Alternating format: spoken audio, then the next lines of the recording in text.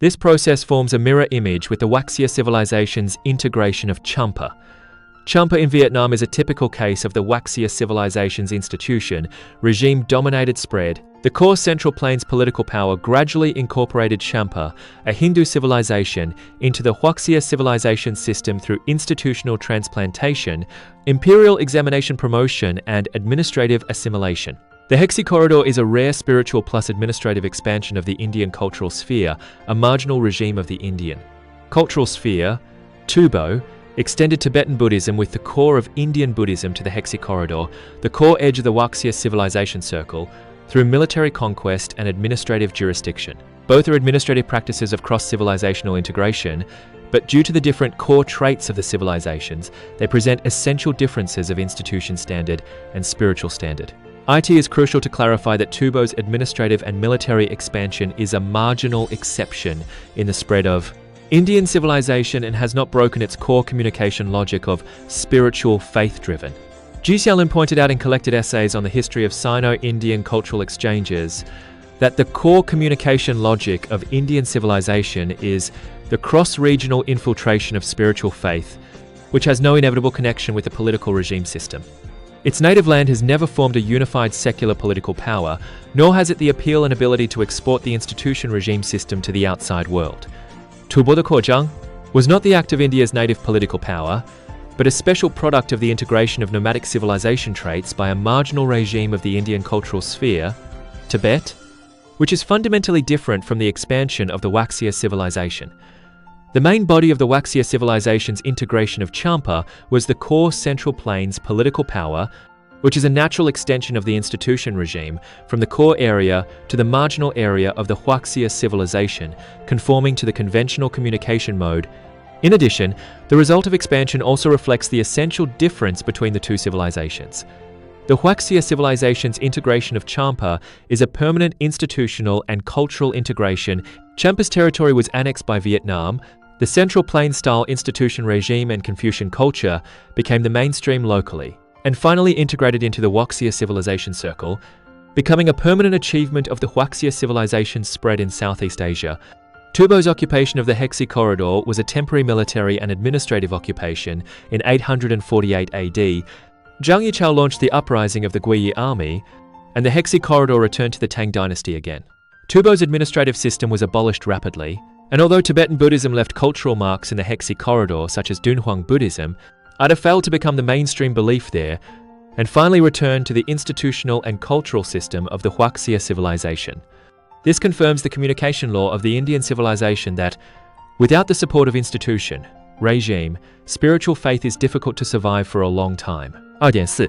印度文明圈的其他行政性扩张，边界政权主导，为跨越华夏文明圈。2.4.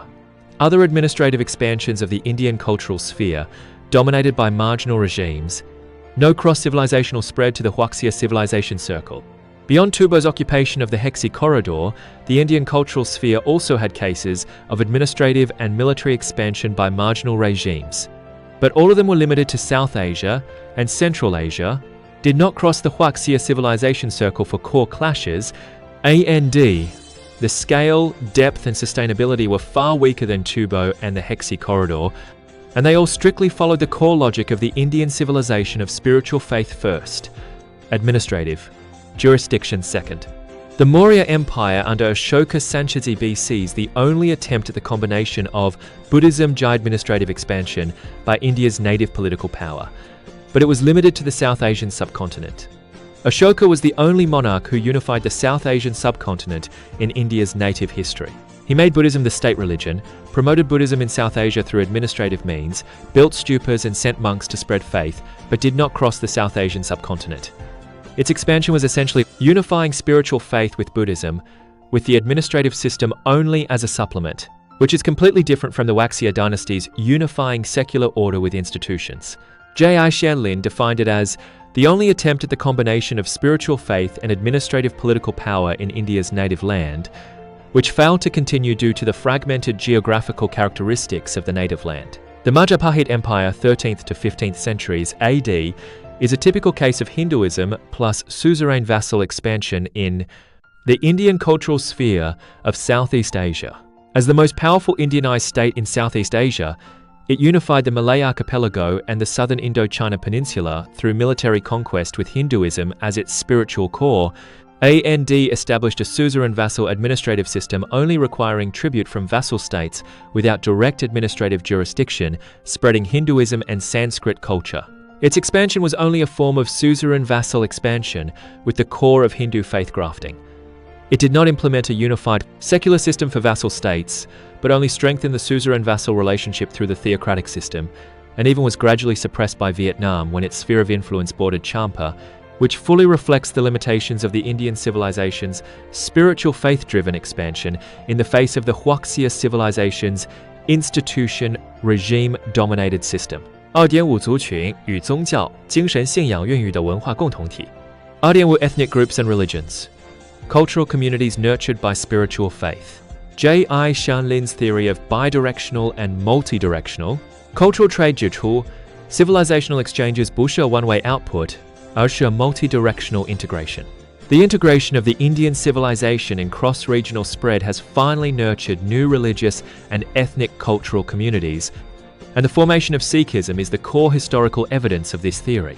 Founded in the 15th century in the Punjab region of India, Sikhism is a product of the integration of Hinduism and Islam.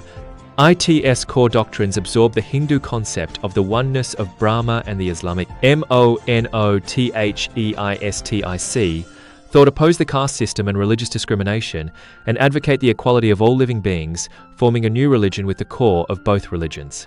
The formation of Sikhism was not promoted by any political power, but originated from the integration and innovation of spiritual faith, which is highly consistent with the communication logic of the Indian civilization. With spiritual faith as the core, it completes localized integration and innovation in the collision with other civilizations, and finally forms a new cultural community. The development of Sikhism in the Indian subcontinent has always taken spiritual faith as the core cohesive force, forming a unique Sikh ethnic group. Even without the support of a unified political power, it can maintain its own cultural and religious traits, which is an extension of the spiritual faith-driven communication mode of the Indian civilization. This phenomenon forms a sharp contrast with the Hui ethnic group nurtured by the Huaxia civilization. The Hui ethnic group is an ethnic integration under the DMINISTRATIV. Integration of the Huaxia political power, and its core cohesive force is the Chinese national identity and Islamic religious belief. The Sikh ethnic group is a product of the integration of Hindu and Islamic spiritual faith. ND, its core cohesive force, is the religious ideas of Sikhism, with no direct connection with the political regime system.